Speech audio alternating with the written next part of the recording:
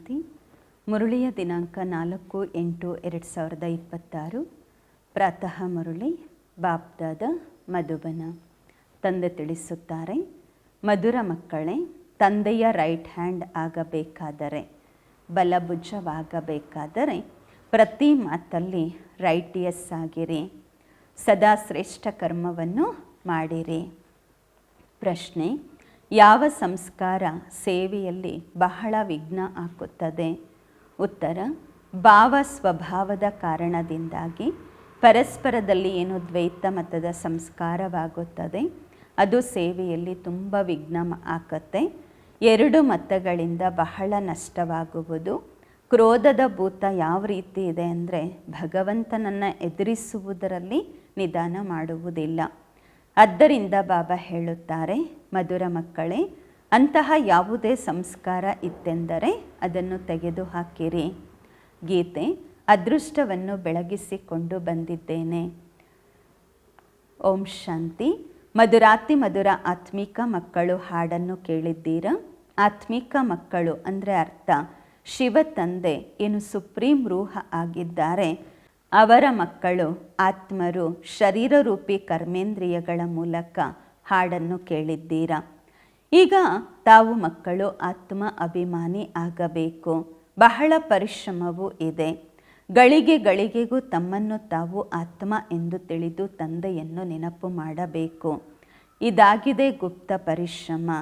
ತಂದೆಯೂ ಗುಪ್ತವಾಗಿದ್ದಾರೆ, ಪರಿಶ್ರಮವೂ ಸಹ ಗುಪ್ತವಾಗಿ ಮಾಡಿಸುತ್ತಾರೆ.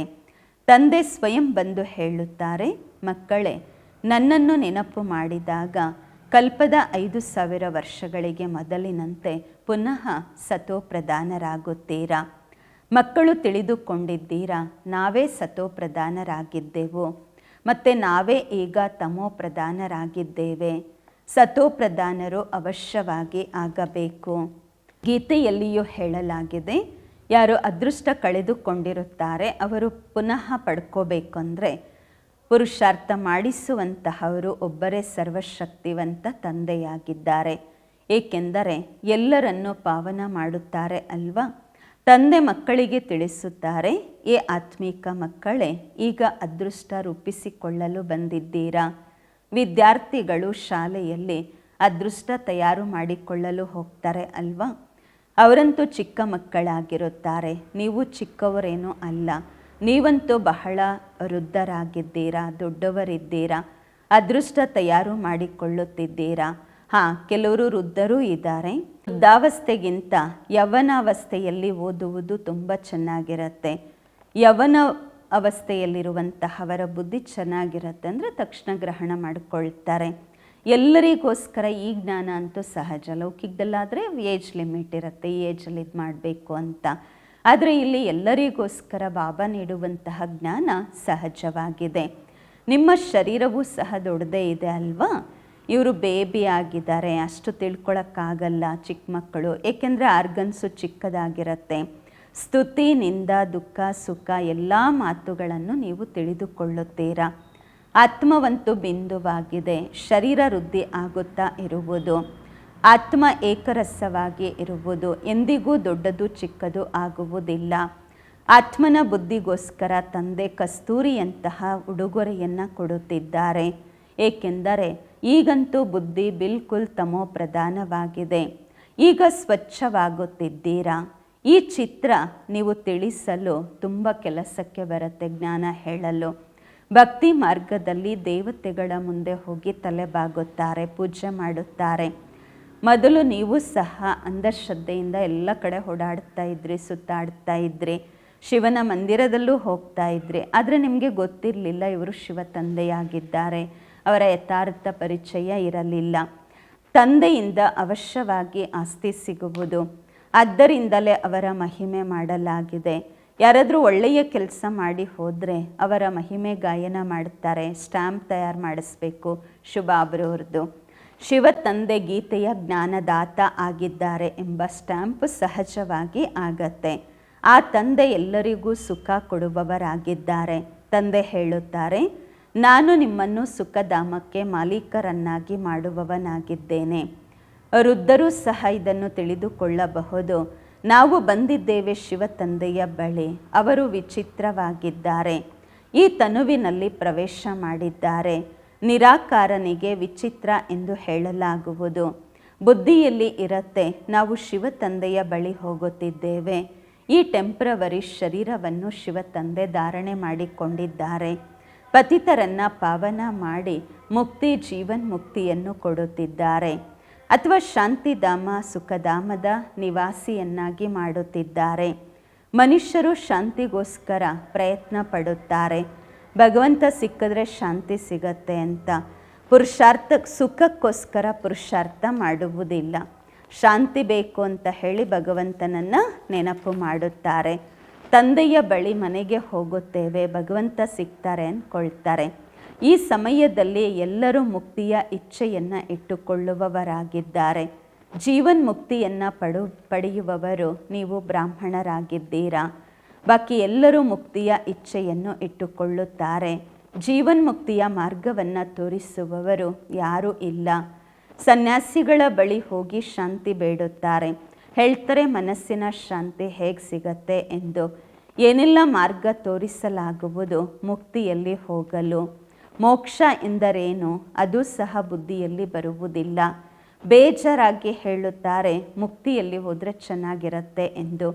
ವಾಸ್ತವದಲ್ಲಿ ಮುಕ್ತಿಧಾಮ ಆತ್ಮರು ಇರುವಂತಹ ಸ್ಥಾನವಾಗಿದೆ. ಇಷ್ಟೊಂದೆಲ್ಲ ಸೆಂಟರ್ಸಲ್ಲಿ ಮಕ್ಕಳಿದ್ದೀರಾ, ಎಲ್ಲರೂ ತಿಳಿದುಕೊಂಡಿದ್ದೀರಾ. ನಾವು ಹೊಸ ಪ್ರಪಂಚಕ್ಕಾಗಿ ರಾಜ್ಯ ಭಾಗ್ಯವನ್ನು ಪಡೆದುಕೊಳ್ಳುತ್ತೇವೆ. ಬಾಬಾರವರು ನಮಗೆ ಹೊಸ ಪ್ರಪಂಚದ ರಾಜ್ಯವನ್ನು ಕೊಡುತ್ತಾರೆ. ಎಲ್ಲಿ ಕೊಡುತ್ತಾರೆ? ಹೊಸ ಪ್ರಪಂಚದಲ್ಲಿಯಾ ಅಥವಾ ಹಳೆಯ ಪ್ರಪಂಚದಲ್ಲಿಯಾ? ತಂದೆ ಹೇಳುತ್ತಾರೆ, ನಾನು ಸಂಗಮದಲ್ಲಿ ಬಂದಿದ್ದೇನೆ. ನಾನು ಸತ್ಯಯುಗದಲ್ಲಿಯೂ ಬರುವುದಿಲ್ಲ, ಕಲಿಯುಗದಲ್ಲೂ ಬರುವುದಿಲ್ಲ. ಎರಡರ ಮಧ್ಯದಲ್ಲಿ ಬಂದಿದ್ದೇನೆ. ತಂದೆಯಂತೂ ಎಲ್ಲರಿಗೂ ಸದ್ಗತಿ ಕೊಡುತ್ತಾರೆ. ಈ ರೀತಿ ಅಲ್ಲ ದುರ್ಗತಿಯಲ್ಲಿ ಬಿಟ್ಟು ಬಿಡುತ್ತಾರೆ ಎಂದಲ್ಲ. ಸದ್ಗತಿ ಮತ್ತು ದುರ್ಗತಿ ಒಟ್ಟಿಗೆ ಜೊತೆಯಲ್ಲಿರಲು ಆಗುವುದಿಲ್ಲ. ಮಕ್ಕಳು ತಿಳಿದುಕೊಂಡಿದ್ದೀರಾ, ಈ ಹಳೆಯ ಪ್ರಪಂಚ ವಿನಾಶವಾಗಲಿದೆ. ಆದ್ದರಿಂದ ಇದರ ಜೊತೆ ಪ್ರೀತಿ ಇಟ್ಟುಕೊಳ್ಳಬಾರದು. ಬುದ್ಧಿ ಹೇಳುತ್ತೆ, ಈಗ ನಾವು ಸಂಗಮದಲ್ಲಿ ಇದ್ದೇವೆ. ಈ ಪ್ರಪಂಚ ಪರಿವರ್ತನೆ ಆಗುವಂತಹದ್ದಿದೆ. ಈಗ ತಂದೆ ಬಂದಿದ್ದಾರೆ. ತಂದೆ ಹೇಳ್ತಾರೆ, ನಾನು ಕಲ್ಪಕಲ್ಪವು ಸಂಗಮ ಯುಗದಲ್ಲಿ ಬರುತ್ತೇನೆ. ನಿಮ್ಮನ್ನು ದುಃಖದಿಂದ ಬಿಡಿಸಿ ಹರಿಯ ದ್ವಾರದಲ್ಲಿ ಕರೆದುಕೊಂಡು ಹೋಗುತ್ತೇನೆ. ಪರಮಧಾಮಕ್ಕೆ ಕರೆದುಕೊಂಡು ಹೋಗುತ್ತೇನೆ. ಇದು ಜ್ಞಾನದ ಮಾತಾಗಿದೆ. ಹರಿದ್ವಾರ ಕೃಷ್ಣನ ದ್ವಾರ ಅಂದರೆ ಅರ್ಥ ಕೃಷ್ಣಪುರಿಗೆ ಹೇಳಲಾಗುವುದು. ಸರಿ, ಅವರ ಹಿಂದೆ ಮತ್ತೆ ಲಕ್ಷ್ಮಣ ಉಯ್ಯಾಲೆ ಹಾಕಿದ್ರು ಅಂತ ಹೇಳ್ತಾರೆ. ಜೂಲಾ ಲಗಾದಿಯಾ ಅಂತ. ಮೊದಲು ಹರಿದ್ವಾರದಲ್ಲಿ ಬರ್ತಾರೆ. ಸತ್ಯಯುಗಕ್ಕೆ ಹರಿದ್ವಾರ ಅಂತ ಹೇಳಲಾಗತ್ತೆ. ಮತ್ತು ರಾಮ ಲಕ್ಷ್ಮಣರನ್ನು ತೋರಿಸುತ್ತಾರೆ. ಈ ಮಾತು ಇಲ್ಲ ಆ ರೀತಿ ಅವರು ತಯಾರು ಮಾಡಿರುವಂತಹ ಮಾತಾಗಿದೆ. ರಾಮನಿಗೆ ಎಷ್ಟು ಜನ ಅಣ್ಣ ತಮ್ಮಂದರನ್ನು ತೋರಿಸಿದ್ದಾರೆ? 4 ಜನ ಅಣ್ಣ ತಮ್ಮಗಳೇನು ಇರುವುದಿಲ್ಲ. 8 ಜನ ಅಣ್ಣ ತಮ್ಮಂದರು ಇಲ್ಲಿರ್ತಾರೆ ಈ ಕಲಿಯುಗದಲ್ಲಿ. ಒಂದು ಕಡೆ ಈಶ್ವರಿಯ ಸಂತಾನರು, ಮತ್ತೊಂದು ಕಡೆ ಆಸುರಿ ಸಂತಾನರು. ಈಗ ನೀವು ತಿಳಿದುಕೊಂಡಿದ್ದೀರಾ, ಶಿವ ತಂದೆ ಬ್ರಹ್ಮರವರ ತನುವಿನಲ್ಲಿ ಬಂದಿದ್ದಾರೆ. ಶಿವ ತಂದೆಯಾಗಿದ್ದಾರೆ, ಬ್ರಹ್ಮ ದಾದಾ ಆಗಿದ್ದಾರೆ, ಪ್ರಜಾಪಿತ ಆಗಿದ್ದಾರೆ. ಅವರು ಆತ್ಮರ ತಂದೆ, ಅನಾದಿಯಾಗಿದ್ದಾರೆ. ಈ ಸಮಯದಲ್ಲಿ ಬ್ರಾಹ್ಮಣರನ್ನು ರಚಿಸುತ್ತಾರೆ. ಈ ರೀತಿಯೆಲ್ಲ ಶಿವಬಾಬಾ ಸಾಲಿಗ್ರಾಮಗಳನ್ನು ರಚಿಸುತ್ತಾರೆ ಎಂದಲ್ಲ. ಸಾಲಿಗ್ರಾಮಗಳಂತೂ ಅವಿನಾಶಿಯಾಗಿವೆ. ಕೇವಲ ತಂದೆ ಬಂದು ಪವಿತ್ರ ಮಾಡುತ್ತಾರೆ. ಎಲ್ಲಿಯವರೆಗೆ ಆತ್ಮ ಪವಿತ್ರ ಆಗುವುದಿಲ್ಲ, ಅಲ್ಲಿಯವರೆಗೆ ಪವಿತ್ರ ಶರೀರ ಹೇಗೆ ಸಿಗುವುದು? ನಾವು ಆತ್ಮರು ಪವಿತ್ರರಿದ್ದಾಗ ಸತೋ ಪ್ರಧಾನರಾಗಿದ್ದೆವು. ಈಗ ಅಪವಿತ್ರರು ತಮೋ ಪ್ರಧಾನರಾಗಿದ್ದೇವೆ. ಮತ್ತೆ ಸತೋ ಪ್ರಧಾನ ಹೇಗಾಗುವುದು? ಇದಂತೂ ಸಹಜವಾಗಿ ತಿಳಿದುಕೊಳ್ಳಬೇಕಾದ ಮಾತಾಗಿದೆ. ತಾವು ಈ ಸಮಯದಲ್ಲಿ ವಿಕಾರಗಳಿಗೆ ವಶರಾದ ಕಾರಣದಿಂದಾಗಿ ಪತಿತರು ತಮೋ ಪ್ರಧಾನರಾಗಿದ್ದೀರಾ. ಈಗ ಪುನಃ ಸತೋ ಪ್ರಧಾನರಾಗಬೇಕು. ಲೆಕ್ಕಾಚಾರ ಚುಕ್ತ ಮಾಡಿಕೊಂಡು ಎಲ್ಲರೂ ಶಾಂತಿಧಾಮ ಸುಖಧಾಮದಲ್ಲಿ ಹೋಗಬೇಕು. ಆತ್ಮರು ನಿರಾಕಾರಿ ಮನೆಯಿಂದ ಹೇಗೆ ಬರುತ್ತಾರೆ? ಆ ಸ್ಮಾರಕವನ್ನು ಸಹ ಕೃಷಿಯನ್ನರು ವೃಕ್ಷದಲ್ಲಿ ಬಲ್ಬ್ ಹಾಕಿ ತೋರಿಸಿದ್ದಾರೆ. ತಾವು ತಿಳಿದುಕೊಂಡಿದ್ದೀರಾ, ಎಲ್ಲ ಧರ್ಮಗಳದ್ದು ಬೇರೆ ಬೇರೆ ಶಾಖೆ ಇರತ್ತೆ. ಅಲ್ಲಿಂದ ಆತ್ಮರು ಹೇಗೆ ನಂಬರ್ ವಾರಾಗಿ ಕೆಳಗೆ ಬರುತ್ತಾರೆ.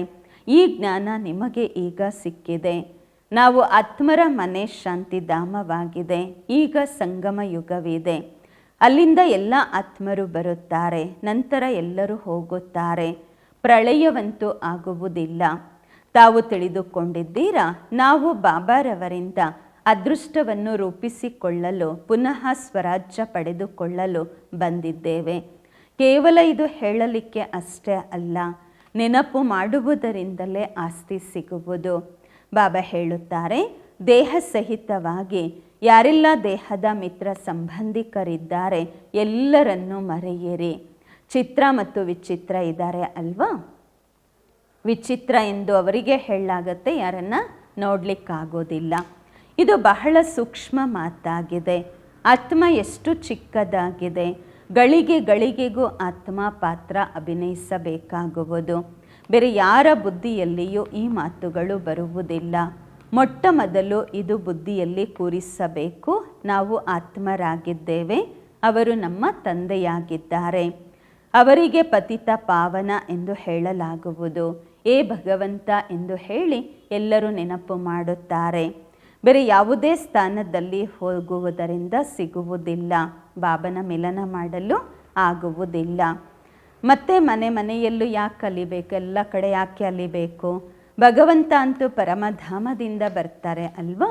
ನಾವಂತೂ ಹೋಗ್ಲಿಕ್ಕಾಗೋದಿಲ್ಲ, ಯಾಕೆಂದರೆ ಪತಿತರಾಗಿದ್ದೇವೆ. ಅಲ್ಲಿ ಪತಿತರ್ಯಾರು ಹೋಗಲು ಸಾಧ್ಯವಿಲ್ಲ. ಈಗ ತಮಗೆ ಆಶ್ಚರ್ಯವಾಗತ್ತೆ, ಭಕ್ತಿ ಮಾರ್ಗದ ಪಾತ್ರ ಹೇಗೆ ಅದ್ಭುತವಾಗಿದೆ. ಒಬ್ಬ ಭಗವಂತನನ್ನೇ ನೆನಪು ಮಾಡಬೇಕು. ಏ ಈಶ್ವರ, ಏ ಪರಮಪಿತ, ಓ ಗಾಡ್ ಫಾದರ್ ಎಂದು ಎಲ್ಲರೂ ನೆನಪು ಮಾಡುತ್ತಾರೆ.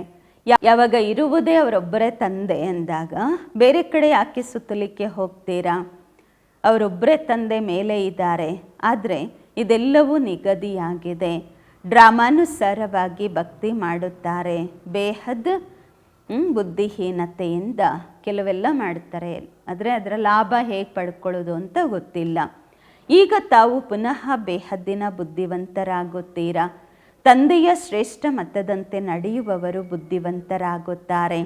ಅಂತಹವರು ಮರೆಯಾಗಿರಲು ಸಾಧ್ಯವಿಲ್ಲ. ಸದಾ ಶ್ರೇಷ್ಠಾಚಾರಿ ಕೆಲಸಗಳನ್ನೇ ಮಾಡುತ್ತಾರೆ. ಬಾಬಾ ಹೇಳ್ತಾರೆ, ನಾನು ದುಃಖಹರ್ತ ಸುಖಕರ್ತ ಅಂದಾಗ ನೀವು ಮಕ್ಕಳು ಎಷ್ಟು ಮಧುರರಾಗಬೇಕು, ತಂದೆಯ ಬಲಗೈ ಆಗಬೇಕು. ಅಂತಹ ಮಕ್ಕಳೇ ತಂದೆಗೆ ಪ್ರಿಯರಾಗುತ್ತಾರೆ. ಬಲಭುಜ ಆಗಿರ್ತಾರೆ ಅಲ್ವಾ? ತಮಗೆ ಗೊತ್ತಿದೆ ಲೆಫ್ಟ್ ಎಡಗೈಯಿಂದ ಯಾವುದೇ ಕೆಲಸ ಮಾಡಲಾಗುವುದಿಲ್ಲ. ಏಕೆಂದರೆ ಬಲಗೈ ಒಳ್ಳೆಯ ಕೆಲಸಗಳನ್ನು ಮಾಡುತ್ತೆ. ಆದ್ದರಿಂದ ಈ ಬಲಗೈಗೆ ಶುಭ ಕಾರ್ಯದಲ್ಲಿ ತೊಡಗಿಸಿರಿ. ಬಲಗೈಯನ್ನು ಶುಭ ಕಾರ್ಯದಲ್ಲಿ ತೊಡಗಿಸ್ತಾರೆ. ಅಂದರೆ ತಾವು ಬಾಬರವರಿಗೆ ಬಲಭುಜವಾಗಿ ಇರಿ. ಬಾಬರವರ ವಿಶ್ವ ಪರಿವರ್ತನೆಯ ಮಹಾನ್ ಕಾರ್ಯದಲ್ಲಿ ಕೈ ಜೋಡಿಸಿ. ಪೂಜೆಯೂ ಸಹ ಸದಾ ಬಲಗೈಯಿಂದ ಮಾಡ್ತಾರೆ. ಬಾಬಾ ಹೇಳ್ತಾರೆ, ಪ್ರತಿ ಮಾತಲ್ಲಿ ರೈಟ್ ಎಸ್ ಆಗಿರಿ. ತಂದೆ ಸಿಕ್ಕಿದ್ದಾರೆ ಅಂದಾಗ ಖುಷಿ ಇರಬೇಕು ಅಲ್ವಾ? ಬಾಬಾ ಹೇಳ್ತಾರೆ, ನನ್ನನ್ನು ನೆನಪು ಮಾಡಿದಾಗ ಅಂತಿಮತಿ ಸೋಗತಿ ಆಗುತ್ತೀರಾ. ಮತ ಮತ್ತು ಗತಿ ಅಥವಾ ಗತಿ ಮಾಡುವವರು ಒಬ್ಬ ತಂದೆ. ಅವರ ಮತದಿಂದ ಗತಿಮತಿ ಸಿಗತ್ತೆ. ಗಾಯನವೂ ಇದೆ, ಈಶ್ವರನ ಗತಿ ಮತ ಈಶ್ವರನೇ ತಿಳ್ಕೊಂಡಿದ್ದಾರೆ ಎಂದು. ಪತಿತ ಪಾವನ ಅವರೇ ಆಗಿದ್ದಾರೆ. ಅವರು ತಿಳಿದುಕೊಂಡಿದ್ದಾರೆ, ನಾನು ಮನುಷ್ಯರನ್ನು ಪಾವನ ಮಾಡಿ ದುರ್ಗತಿಯಿಂದ ಸದ್ಗತಿಯಲ್ಲಿ ಹೇಗೆ ಕರೆದುಕೊಂಡು ಹೋಗುತ್ತೇನೆ. ಭಕ್ತಿ ಮಾರ್ಗದಲ್ಲಿ ಎಷ್ಟು ಪರಿಶ್ರಮ ಪಡ್ತಾರೆ, ಆದರೆ ಸದ್ಗತಿಯಂತೂ ಆಗುವುದಿಲ್ಲ. ಬಲೆ ಏನೂ ಸಿಗದೇ ಇರಬಹುದು, ಸದ್ಗತಿ ಕೊಡುವವರಂತೂ ಒಬ್ಬ ತಂದೆಯಾಗಿದ್ದಾರೆ ಅಲ್ವಾ? ಭಕ್ತಿಯಲ್ಲಿ ಏನೂ ಮಾಡ್ತಾರೆ, ಯಾವ ಭಾವನೆಯಿಂದ ಪೂಜೆ ಮಾಡ್ತಾರೆ, ಅವರಿಗೆ ಫಲ ಕೊಡುವವರು ಒಬ್ಬ ಶಿವ ತಂದೆಯಾಗಿದ್ದಾರೆ. ಇದೆಲ್ಲ ಡ್ರಾಮಾದಲ್ಲಿ ನಿಗದಿಯಾಗಿದೆ. ಅವರಿಗೆ ತನ್ನಷ್ಟಕ್ಕೆ ತಾನೇ ಸಿಗತ್ತೆ ತಮ್ಮ ಪುರುಷಾರ್ಥದಿಂದ. ಈಗ ಪವಿತ್ರರು ಸಹ ತಮ್ಮ ಪುರುಷಾರ್ಥದಿಂದಲೇ ತಾವು ಆಗಬೇಕು. ಬಾಬಾ ಹೇಳ್ತಾರೆ, ಮಧುರಾತಿ ಮಧುರ ತಂದೆಯನ್ನು ನೆನಪು ಮಾಡಿ. ಅವರೇ ಸರ್ವಶಕ್ತಿವಂತ, ಆಲ್ಮೈಟಿ ಅಥಾರಿಟಿ. ಎಷ್ಟು ಚೆನ್ನಾಗಿ ನಮ್ಮನ್ನು ತಯಾರು ಮಾಡುತ್ತಿದ್ದಾರೆ. ತಾವೆಲ್ಲವನ್ನ ತಿಳಿದುಕೊಂಡಿದ್ದೀರಾ, ತಂದೆಯಿಂದ ಆಸ್ತಿ ಪಡೆಯುತ್ತಿದ್ದೀರಾ. ರಚಯಿತ ಮತ್ತು ರಚನೆಯ ಜ್ಞಾನ ನೀವು ಮಕ್ಕಳ ಬುದ್ಧಿಯಲ್ಲಿ ಇದೆ. ತಾವು ತಿಳಿದುಕೊಂಡಿದ್ದೀರಾ, ಈ ಜ್ಞಾನ ನಮ್ಮಲ್ಲಿ ಇರಲಿಲ್ಲ. ಯಜ್ಞ ತಪ ಅದೆಲ್ಲ ಮಾಡುವುದು, ಶಾಸ್ತ್ರಗಳೆಲ್ಲ ಕೇಳುವುದು ಶಾಸ್ತ್ರಗಳ ಜ್ಞಾನವಾಗಿದೆ. ಅದಕ್ಕೆ ಭಕ್ತಿ ಎಂದು ಹೇಳಲಾಗುವುದು. ಅದರಲ್ಲಿ ಯಾವುದೇ ಮುಖ್ಯ ಗುರಿ ಉದ್ದೇಶ ಇರುವುದಿಲ್ಲ. ವಿದ್ಯಾಭ್ಯಾಸದಲ್ಲಿ ಮುಖ್ಯ ಗುರಿ ಉದ್ದೇಶ ಇರುವುದು, ಒಂದಲ್ಲ ಒಂದು ಪ್ರಕಾರದ ಜ್ಞಾನವಿರುವುದು. ನಾವು ಪತಿತರಿಂದ ಪಾವನರಾಗುವ ಜ್ಞಾನವನ್ನು ಪತಿತ ಪಾವನ ತಂದೆ ಕೊಟ್ಟಿದ್ದಾರೆ. ಸೃಷ್ಟಿಯ ಆದಿ ಮಧ್ಯ ಅಂತ್ಯದ ಜ್ಞಾನವನ್ನು ಬಾಬ್ರೂರೇ ಕೊಟ್ಟಿದ್ದಾರೆ. ಈ ಸೃಷ್ಟಿ ಚಕ್ರ ಹೇಗೆ ಸುತ್ತುತ್ತೆ, ಇದರಲ್ಲಿ ಎಲ್ಲ ಪಾತ್ರಧಾರಿಗಳು ಇದ್ದಾರೆ. ಇದು ಅನಾದಿ ನಾಟಕ ತಯಾರಾಗಿದೆ. ಬೇಹದ್ದಿನ ಜ್ಞಾನ ಅವಶ್ಯವಾಗಿ ಇರಬೇಕು. ತಾವು ಮಕ್ಕಳು ತಿಳಿದುಕೊಂಡಿದ್ದೀರಾ, ಈಗ ನಾವು ಘೋರ ಅಂಧಕಾರದಿಂದ ಹೊರಬಂದು ಪ್ರಕಾಶದಲ್ಲಿ ಹೋಗುತ್ತಿದ್ದೇವೆ. ತಾವು ಈಗ ದೇವತೆಗಳಾಗುತ್ತಿದ್ದೀರಾ. ಇದನ್ನು ಸಹ ತಿಳಿಸಬೇಕು. ಆದಿ ಸನಾತನ ದೇವಿ ದೇವತಾ ಧರ್ಮವಿದೆ, ಆದರೆ ಹಿಂದೂಗಳು ಎಂದು ಹೇಳಿದ್ದೀರಾ. ನಿಧಾನವಾಗಿ ಈ ಮಾತುಗಳನ್ನು ಎಲ್ಲರೂ ತಿಳಿದುಕೊಳ್ಳುತ್ತಾರೆ. ಮಕ್ಕಳು ನಿಲ್ಲಬೇಕು, ಜ್ಞಾನ ಕೊಡಬೇಕು. ಇದರಲ್ಲಿ ಬಹಳಷ್ಟು ಜನ ಮಕ್ಕಳು ಬೇಕು ಸೇವೆ ಮಾಡಲಿಕ್ಕೋಸ್ಕರ.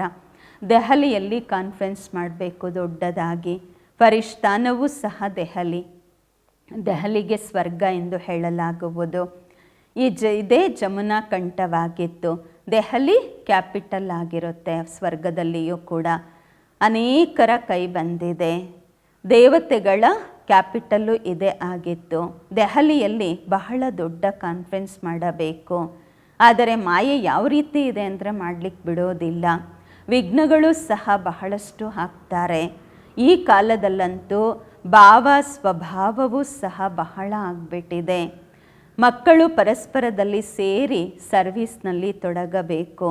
ಅವರಂತೂ ಪರಸ್ಪರದಲ್ಲಿ ಸೇರೋದೇ ಇಲ್ಲ ಅಂದಾಗ ರಾಜ ಪದವಿಯನ್ನೇ ಆರಿಸ್ಬಿಡ್ತಾರೆ. 2 ಪಾರ್ಟಿ ಮಾಡ್ಕೊಂಡ್ಬಿಡ್ತಾರೆ. ಪ್ರೆಸಿಡೆಂಟ್ನೇ ಆರಿಸ್ಬಿಡ್ತಾರೆ. ಆ ರೀತಿ ದ್ವೈತ ಮತ ತುಂಬ ನಷ್ಟ ಮಾಡಿಬಿಡುತ್ತೆ. ಏಕತೆ ಇಲ್ಲ, ಭಿನ್ನಾಭಿಪ್ರಾಯ ಬಂತು ಅಂತ ಅಂದರೆ ಏನು ಬೇಕಾದರೂ ನಷ್ಟ ಮಾಡುತ್ತಾರೆ. ಮತ್ತು ಭಗವಂತನನ್ನು ಎದುರಿಸುವುದರಲ್ಲಿಯೂ ಸಹ ನಿಧಾನ ಮಾಡೋದಿಲ್ಲ. ಯಾರಿಗೆ ಪರಸ್ಪರದಲ್ಲಿ ಬಾಬನ ಮಕ್ಕಳಲ್ಲೇ ಪರಸ್ಪರದಲ್ಲಿ ಭಿನ್ನಾಭಿಪ್ರಾಯ ಬರುತ್ತೆ, ಭಿನ್ನ ಮತವಾಗತ್ತೆ. ಬಾಬ್ರೂರನ್ನು ಎದುರಿಸುವುದರಲ್ಲಿಯೂ ಸಹ ನಿಧಾನ ಮಾಡೋದಿಲ್ಲ. ನಷ್ಟ ತುಂಬ ಆಗತ್ತೆ. ಕ್ರೋಧದ ಭೂತ ಬಂತು ಅಂದರೆ ಆ ಮಾತೇ ಕೇಳಬೇಡಿ. ಆದ್ದರಿಂದ ಬಾಬಾ ಹೇಳ್ತಾರೆ, ಬೆಲ್ಲದ ರುಚಿ ಬೆಲ್ಲದ ಚೀಲಕ್ಕೆ ಗೊತ್ತು. ಗೂಡ್ ಜಾನೆ ಗುಡ್ಕಿ ಗೋತ್ರಿ ಜಾನೆ. ಬಾಬಾ ಮಕ್ಕಳಿಗೆ ಸೃಷ್ಟಿಯ ಆದಿ ಮಧ್ಯ ಅಂತ್ಯದ ಜ್ಞಾನವನ್ನು ತಿಳಿಸುತ್ತಿದ್ದಾರೆ. ಈಗ ಯಾರೇ ಧಾರಣೆ ಮಾಡಿಕೊಳ್ಳದೆ ಇರಿ. ಇದೆಲ್ಲ ಪುರುಷಾರ್ಥದ ಮೇಲೆ ಆಧಾರಿತವಾಗಿದೆ. ಈ ರೀತಿ ಎಲ್ಲ ಯಾರ ಮೇಲಾದರೂ ಬಾಬಾ ಆಶೀರ್ವಾದ ಮಾಡಿಬಿಡ್ತಾರೆ ಅಥವಾ ಕೃಪೆ ಮಾಡಿಬಿಡ್ತಾರೆ ಅಂತ ಅಲ್ಲ. ಇದರಲ್ಲಿ ಕೃಪೆ ಬೇಡುವ ಮಾತೇ ಇಲ್ಲ. ಪ್ರೇರಣೆಯಿಂದ ಒಂದು ವೇಳೆ ಯೋಗ ಜ್ಞಾನ ಕಲಿಸುವುದಾದರೆ, ಮತ್ತು ಬಾಬಾ ಹೇಳ್ತಾರೆ, ನಾನು ಈ ಕೆಟ್ಟ ಪ್ರಪಂಚದಲ್ಲಿ ಯಾಕೆ ಬರ್ತಿದ್ದೆ, ಪ್ರೇರಣೆಯಿಂದ ಅಲ್ಲೇ ಹೇಳ್ಕೊಡ್ಬೋದಾಗಿತ್ತಲ್ವಾ. ಮತ್ತು ಇಲ್ಲಿ ಬರುವ ಅವಶ್ಯಕತೆ ಆದರೂ ಏನಿತ್ತು? ಪ್ರೇರಣೆ, ಆಶೀರ್ವಾದ ಅದೆಲ್ಲ ಭಕ್ತಿ ಮಾರ್ಗದ ಅಕ್ಷರಗಳು. ಇದರಲ್ಲಿ ಪುರುಷಾರ್ಥ ಮಾಡಬೇಕು. ಪ್ರೇರಣೆಯ ಮಾತು ಇಲ್ಲ. ನಿಮಗೆ 3 ಇಂಜನ್ನು ಒಟ್ಟೊಟ್ಟಿಗೆ ಸಿಕ್ಕಿವೆ. ಅಲ್ಲಂತೂ ತಂದೆ ಬೇರೆ, ಟೀಚರ್ ಬೇರೆ ಸಿಗ್ತಾರೆ, ಗುರುಗಳು ನಂತರ ಸಿಗ್ತಾರೆ. ಇಲ್ಲಂತೂ 3 ಒಟ್ಟಿಗೆ ಇದ್ದಾರೆ. ಬಾಬಾ ಹೇಳ್ತಾರೆ, ನಾನು ನಿಮ್ಮನ್ನು ಪೂಜ್ಯರನ್ನಾಗಿ ಮಾಡುತ್ತಿದ್ದೇನೆ, ನೀವು ಮತ್ತೆ ಪೂಜಾರಿಗಳಾಗುತ್ತೀರಾ. ಬಹಳ ಯುಕ್ತಿಯಿಂದ ತಿಳಿಸಬೇಕು. ಆ ರೀತಿ ಎಲ್ಲ ಯಾರಾದರೂ ಬೇವೋಶ್ ಆಗಿಬಿಡ್ತಾರೆ ಅಂತಲ್ಲ. ಮೊಟ್ಟ ಮೊದಲು ಮುಖ್ಯವಾಗಿ 2 ತಂದೆಯರ ಮಾತನ್ನು ತಿಳಿಸಬೇಕು, ಬ್ರಹ್ಮಬಾಬಾ ಮತ್ತು ಶಿವಬಾಬಾ. ಭಗವಂತ ತಂದೆಯಾಗಿದ್ದಾರೆ, ಶಿವ ತಂದೆ. ಅವರ ಜನ್ಮದಿನವಾಗಿ ಶಿವ ಜಯಂತಿಯನ್ನು ಭಾರತದಲ್ಲಿಯೇ ಆಚರಿಸುತ್ತೇವೆ. ಅವಶ್ಯವಾಗಿ ಸ್ವರ್ಗದ ಮಾಲೀಕರನ್ನಾಗಿ ಮಾಡುತ್ತಾರೆ. ಭಾರತದಲ್ಲಿಯೇ ಸ್ವರ್ಗವಿತ್ತು. ಈಗ ನರಕದ ವಿನಾಶಕ್ಕಾಗಿ ಮಹಾಭಾರತ ಯುದ್ಧ ನಿಂತಿದೆ. ಅವಶ್ಯವಾಗಿ ತಂದೆ ಹೊಸ ಪ್ರಪಂಚದ ಸ್ಥಾಪನೆ ಮಾಡಿಸುವವರಾಗಿದ್ದಾರೆ. ತಂದೆಯ ಶ್ರೀಮತದಂತೆಯೇ ನಾವು ಹೇಳುತ್ತೇವೆ, ಭಾರತವನ್ನು ನಾವು ಪಾವನ ಮಾಡಿಯೇ ಮಾಡುತ್ತೇವೆ ಎಂದು. ಒಳ್ಳೆಯದು. ಮಧುರಾತಿ ಮಧುರ ಅಗಲಿ ಹೋಗಿ ಮರಳಿ ಸಿಕ್ಕಿರುವ ಮಕ್ಕಳ ಪ್ರತಿಯಾಗಿ ಮಾತ್ಪಿತಾ ಬಾಪ್ದಾದಾರವರ ನೆನಪು, ಪ್ರೀತಿ, ಬೆಳಗಿನ ವಂದನೆಗಳು. ಆತ್ಮಿಕ ಮಕ್ಕಳಿಗೆ ಆತ್ಮಿಕ ತಂದೆಯ ನಮಸ್ಕಾರಗಳು. ನಾವು ಆತ್ಮಿಕ ಮಕ್ಕಳಿಂದ ಆತ್ಮಿಕ ಮಾತ್ಪಿತಾ ಬಾಪ್ದಾದಾರವರಿಗೆ ನೆನಪು, ಪ್ರೀತಿ, ಬೆಳಗಿನ ವಂದನೆಗಳು ಹಾಗೂ ನಮಸ್ಕಾರಗಳು. ಧಾರಣೆಗಾಗಿ ಮುಖ್ಯ ಸಾರ. ಫಸ್ಟ್ ಪಾಯಿಂಟು, ಹೀಗೆ ತಂದೆ ದುಃಖಹರ್ತ ಸುಖಕರ್ತ ಆಗಿದ್ದಾರೆ, ಹಾಗೆ ತಂದೆಯ ಸಮಾನ ಆಗಬೇಕು, ಬಹಳ ಮಧುರರಾಗಬೇಕು, ಸದಾ ಶುಭ ಕೆಲಸ ಮಾಡಿ ಬಲಭುಜಗಳಾಗಬೇಕು, ಬಾಬರವರಿಗೆ ರೈಟ್ ಹ್ಯಾಂಡ್ ಆಗಬೇಕು. ಎರಡನೇ ಪಾಯಿಂಟು, ಎಂದಿಗೂ ಎರಡು ಮತ ಮಾಡಿಕೊಳ್ಳಬಾರದು, ಭಾವ ಸ್ವಭಾವದಲ್ಲಿ ಬಂದು ಅನ್ಯರನ್ನು ಎದುರಿಸಬಾರ್ದು, ಕ್ರೋಧದ ಭೂತವನ್ನು ತೆಗೆದು ಹಾಕಬೇಕು.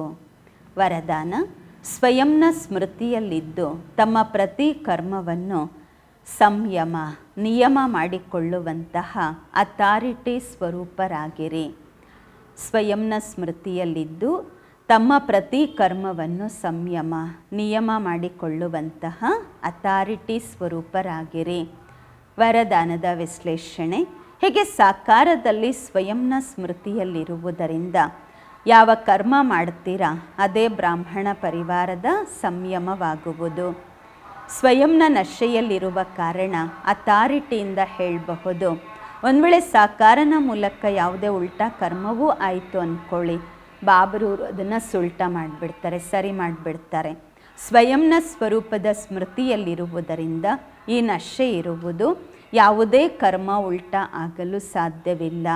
ತಾವು ಮಕ್ಕಳು ಯಾವಾಗ ಸ್ವಯಂನ ಸ್ಥಿತಿಯಲ್ಲಿ ಸ್ಥಿತರಾಗಿರ್ತೀರ ಆಗ ಏನು ಸಂಕಲ್ಪ ನಡೆಯುತ್ತೆ, ಏನು ಮಾತಾಡ್ತೀರಾ, ಕರ್ಮ ಮಾಡ್ತೀರಾ, ಅದೇ ನಿಯಮವಾಗುವುದು, ಸಂಯಮವಾಗುವುದು. ಸ್ಲೋಗನ್, ಪವಿತ್ರತೆಯ ಪಿಲ್ಲರನ್ನು ಶಕ್ತಿಶಾಲಿ ಮಾಡಿಕೊಂಡಾಗ ಈ ಪಿಲ್ಲರ್ ಲೈಟ್ ಹೌಸ್ನ ಕೆಲಸ ಮಾಡುತ್ತಿರುವುದು. ಪವಿತ್ರತೆಯ ಫೌಂಡೇಶನ್, ತಳಪಾಯವನ್ನು, ಪಿಲ್ಲರನ್ನು ಶಕ್ತಿಶಾಲಿ ಮಾಡಿಕೊಂಡಾಗ ಈ ಪಿಲ್ಲರು ಲೈಟ್ ಹೌಸ್ನ ಕೆಲಸ ಮಾಡುತ್ತೆ. ಅವ್ಯಕ್ತ ಇಶಾರೆ, ಅಪವಿತ್ರತೆಯ ಬೀಜವನ್ನು ಸಹ ಸಮಾಪ್ತಿ ಮಾಡಿ ಸಂಪೂರ್ಣ ಪವಿತ್ರರು, ಸ್ವಚ್ಛವಾಗಿರಿ. ಒಂದು ವೇಳೆ ಬುದ್ಧಿಯಲ್ಲಿ ಅಶುದ್ಧ ಸಂಕಲ್ಪ ಅಥವಾ ಹಳೆಯ ಸಂಸ್ಕಾರ ಸಂಕಲ್ಪದ ರೂಪದಲ್ಲಿಯೂ ಸಹ ಟಚ್ ಆಯಿತು ಅಂದರೆ ಸಂಪೂರ್ಣ ವೈಷ್ಣವರೆಂದು ಹೇಳಲಾಗುವುದಿಲ್ಲ. ಹೇಗೆ ಯಾವುದೇ ಅಕರ್ತವ್ಯ ಕೆಲಸಗಳನ್ನು ನೋಡ್ತೀರಾ ಆಗ ನೋಡುವುದರಿಂದಲೂ ಪ್ರಭಾವ ಆಗಿಬಿಡತ್ತೆ, ಅದರ ಲೆಕ್ಕಾಚಾರ ತಯಾರಾಗತ್ತೆ. ಈ ಲೆಕ್ಕಾಚಾರದಿಂದ ಯೋಚನೆ ಮಾಡಿ ಹಳೆಯ ಸಂಸ್ಕಾರ ಅಥವಾ ಅಶುದ್ಧ ಸಂಕಲ್ಪ ಬುದ್ಧಿಯಲ್ಲಿ ಒಂದು ವೇಳೆ ಟಚ್ ಆಯಿತು ಅಂದರೂ ಸಹ ಸಂಪೂರ್ಣ ವೈಷ್ಣವರು ಅಥವಾ ಸಂಪೂರ್ಣ ಪವಿತ್ರರೆಂದು ಹೇಗೆ ಹೇಳುವುದು? ಓಂ ಶಾಂತಿ.